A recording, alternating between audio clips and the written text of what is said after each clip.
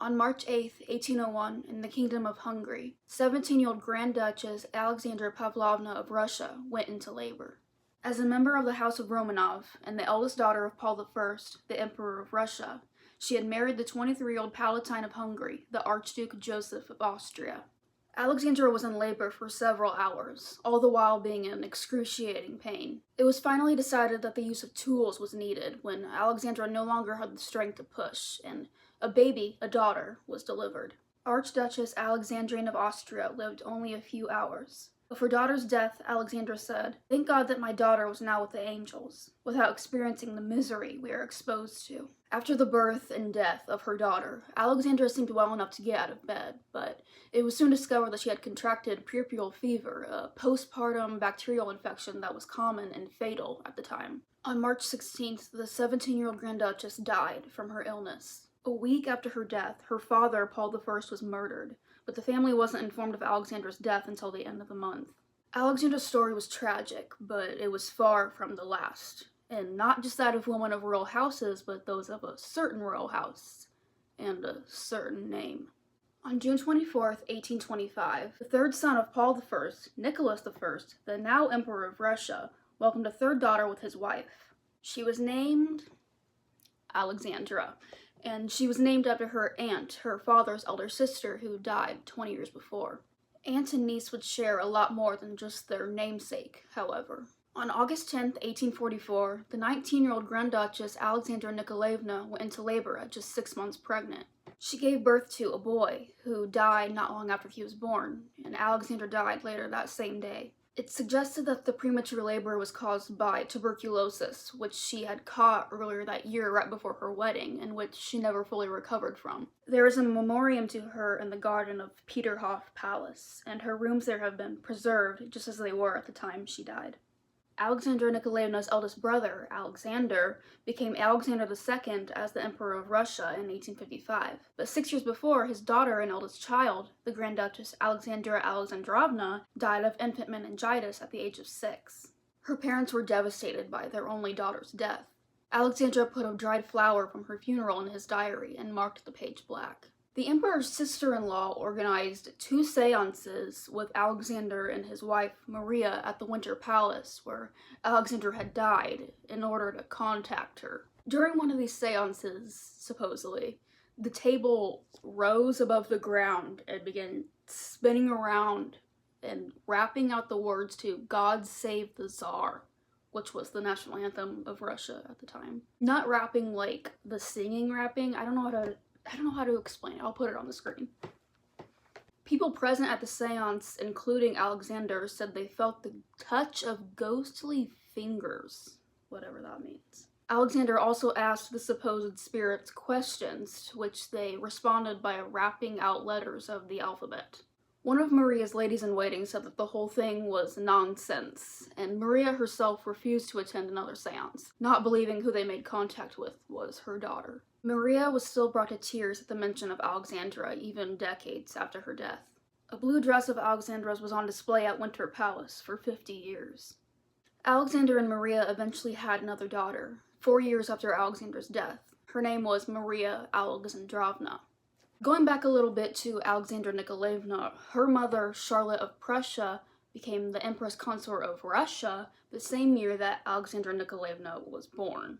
After the marriage of Nicholas I and Charlotte was arranged, she converted to Russian Orthodoxy and her name was changed to Alexandra Feodorovna.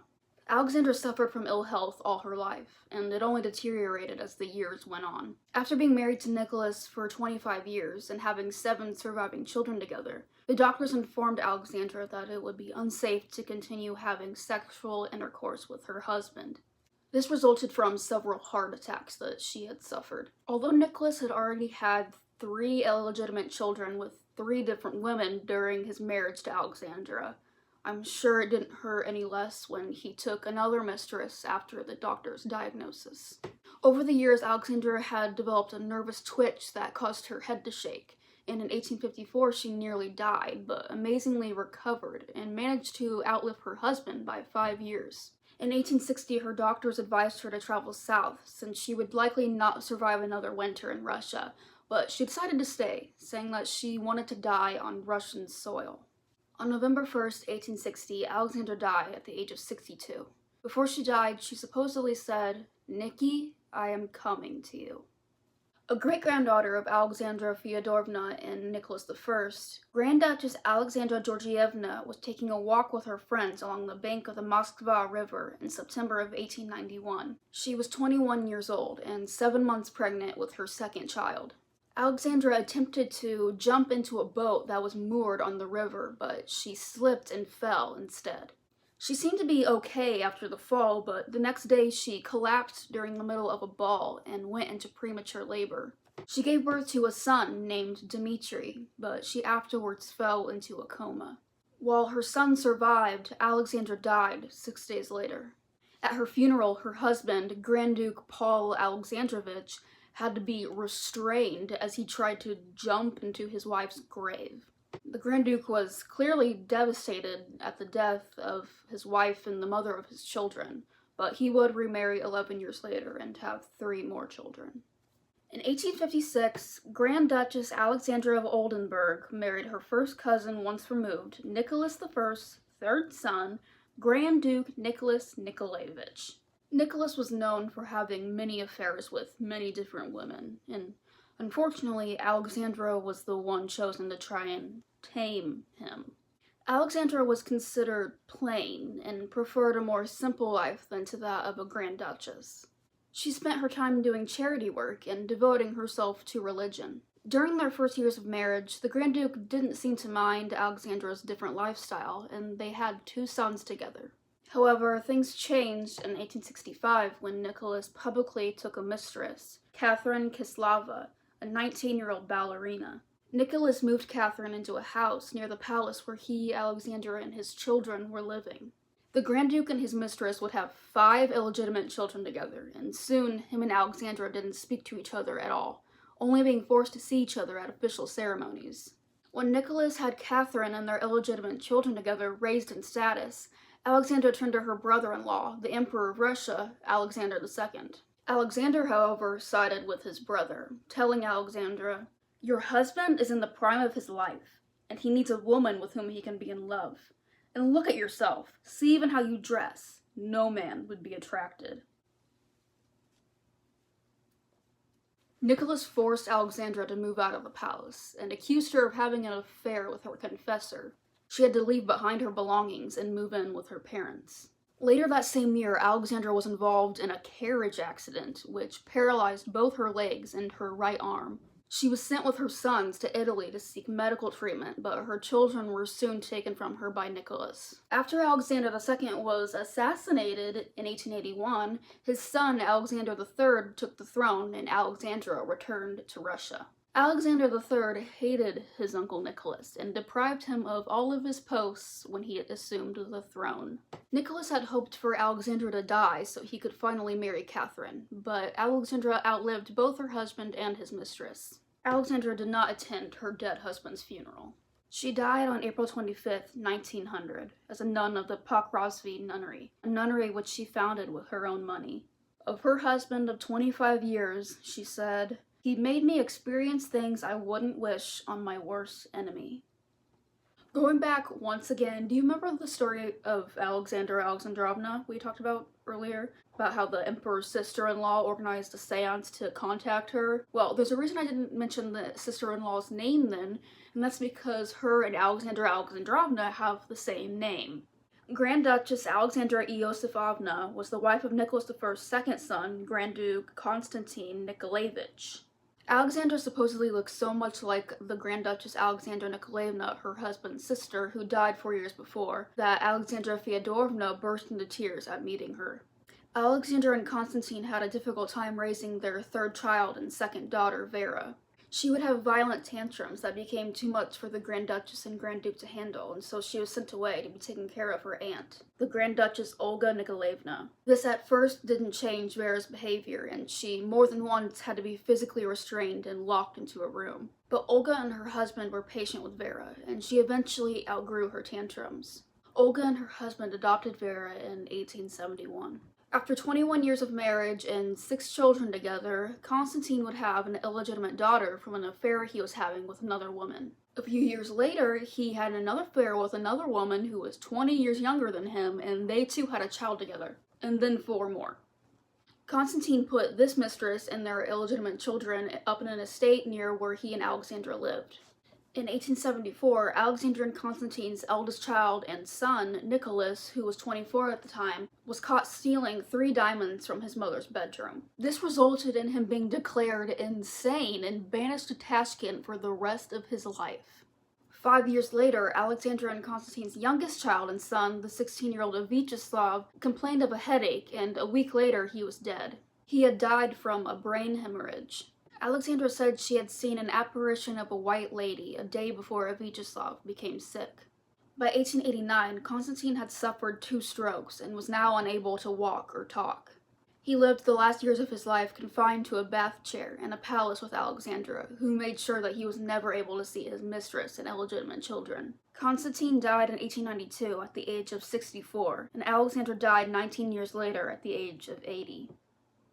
As a granddaughter of Queen Victoria, Princess Alex of Hesse was chosen by Nicholas, the eldest son of Alexander III, to be his bride. Before the wedding, Alexander III died and Nicholas ascended the throne as Nicholas II. Alex did not have to convert to Russian Orthodoxy, but she did change her name to Alexandra Feodorovna, which is the same name that Nicholas I's wife had, who I was talking about earlier in the video, and I just now realized that I was pronouncing Feodorovna wrong that whole time, so I apologize. Alexandra and Nicholas were married 26 days after his father's death, which some thought to have been a bad omen. Alexandra wrote of her wedding to her sister. She said, "Our wedding seemed to me a mere continuation of the funeral liturgy for the dead Tsar, with one difference. I wore a white dress instead of a black one." On May 14, 1896, 500,000 people showed up for the coronation of Alexandra and Nicholas. The police were unable to control the large crowds, and thousands of people were trampled to death. 1,282 corpses were found at the scene, and between 1,200 and 20,000 injuries were reported. This only further fueled Alexandra's image as a bad omen for the new Tsar's reign. It wasn't only the people of Russia that disliked Alexandra, but members of her husband's family as well. It didn't help that by 1901, Alexandra had given birth to 4 daughters and 0 sons. The 4 Grand Duchesses were named Olga, Tatiana, Maria, and Anastasia. Alexandra decided against naming any of her daughters after her because of the superstition. Finally, on August 12, 1904, Alexandra gave birth to a long-awaited son, Alexei. However, it was soon discovered that Alexei had inherited the disease hemophilia, which many male members of Alexandra's side of the family also suffered from. And of course, Alexandra was blamed for this. Hemophilia is a genetic disorder that mostly affects males. It impairs the body's ability to make blood clots, resulting in easy bruising and prolonged bleeding from injury. When Alexei's umbilical cord was cut, he bled for hours and lost 1/8 to 1/9 of the total quantity of his blood. Alexandra and Nicholas kept Alexei's illness a secret from the public and many family members. Desperate for her son to live, Alexandra was blinded by Grigory Rasputin, a man who claimed to be the cure for Alexei. When Alexei almost died from a hemorrhage in his thigh in 1912, Alexandra turned to Rasputin, who told her, "God has seen your tears and heard your prayers. Do not grieve. The little one will not die. Do not allow the doctors to bother him too much." The doctors were certain Alexei would not survive, but to everyone's surprise, he recovered. The entirety of Russia hated Rasputin, believing that he was a fraud, but Alexandra worshipped him, believing that he was the only reason her son was still alive. In 1916, Rasputin was assassinated by Nicholas's nephew and cousin. In March 1917, after a disastrous performance in World War I, Nicholas was forced to abdicate the throne for himself and for Alexei. The Russian provisional government was formed, and Nicholas, Alexander, and their children were put under house arrest in Alexander Palace. The provisional government did not want to keep the family in Russia, and thought that the British royal family would receive them since both Alexander and Nicholas were first cousins of the King of England at the time, George V. However, the imperial family was hated in England as well, so George refused them. France was also considered a place for them to go, but they didn't want them either. Since no other country would take the family, they were sent to Tobolsk and then to Yekaterinburg after the fall of the provisional government and the rise of the Bolsheviks. There they lived in, or more fittingly were imprisoned in, what was called the Epatiev House.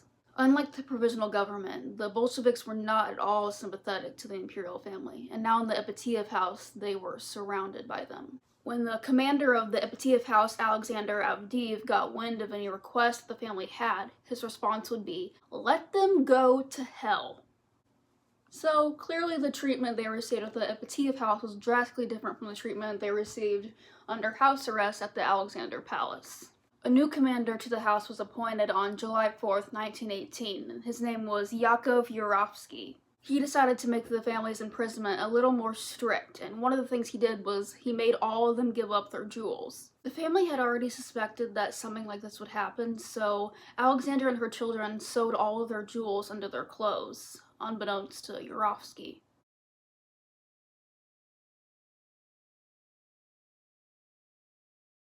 At midnight on July 17, 1918, Alexandra, Nicholas, and their children were awakened and told to get dressed. They were told that there was danger in Yekaterinburg, and they were to be moved somewhere safer immediately. They, along with their cook, footman, Alexandra's lady-in-waiting, and physician, were then taken to the basement into a small room. Alexandra and Alexei requested chairs for them to sit in, and they were given them. Yurovsky's assistant told him that the heir wanted to die in a chair, and he replied, "Very well then, let him have one." The family and their servants were told that they were waiting for a truck to come and pick them up, but a few minutes later a group of men, including Yurovsky, entered the room. Aloud, Yurovsky read to them, "Nikolai Alexandrovich, in view of the fact that your relatives are continuing their attack on Soviet Russia, the Ural Executive Committee has decided to execute you." "What? What?" was Nicholas's response. Yurovsky repeated it again, and then shot Nicholas dead. Another man then shot Alexandra in the head, killing her. All the men then began shooting sporadically, filling the room with smoke. However, when the smoke cleared, they realized that all the children were still alive. This is because of the jewels that were sewn into their clothes, which basically acted as a shield. Because of the loud noise from the gunfire, the men were ordered to kill the children with their bayonets. But that didn't work either, again because of the jewels. One of the men then started shooting Alexei many times, and it did nothing. Clearly aggravated, Yurovsky pointed his gun to Alexei's head and fired, killing him. Yurovsky then killed Tatiana the same way. Maria and Anastasia crouched themselves up against the wall until they too were killed. But when they were placing all the bodies on stretchers to carry them out of the house, one of the girls, we don't know which, cried out and was still alive. So one of the men tried stabbing her in the chest with his bayonet, but like before, this didn't work. So he shot her in the head. The bodies were taken to a mine shaft to be disposed of, which, just like the execution, did not go as smoothly as intended. Most of the men there to help with the disposal showed up drunk and were searching Alexandra and the girls' bodies for valuables. Alexandra's body was also sexually violated. After all the bodies were put into the mine shaft, Yurovsky decided that it wasn't deep enough, so all the bodies were taken out and reburied at a different location, but not before being extremely disfigured. All of the bodies except for Alexei's and one of the girls were discovered not long after. Alexandra, Nicholas, and 3 of their daughters were buried in the St. Catherine Chapel at the Peter and Paul Cathedral in St. Petersburg, Russia, in 1998, exactly 80 years after their murder. Alexei and one of the girls wouldn't be found until 2007. Well, I think we went through all of the Alexandras. I find this type of stuff very interesting, like the little obscure pieces of lore that not many people know. Even though it's kind of silly, I find it very weird that everyone in this family named Alexandra had one or more type of extreme misfortune happen to them. So, what do you think? Do you think that the Alexandra Curse is real? Or were they just naming too many people Alexandra?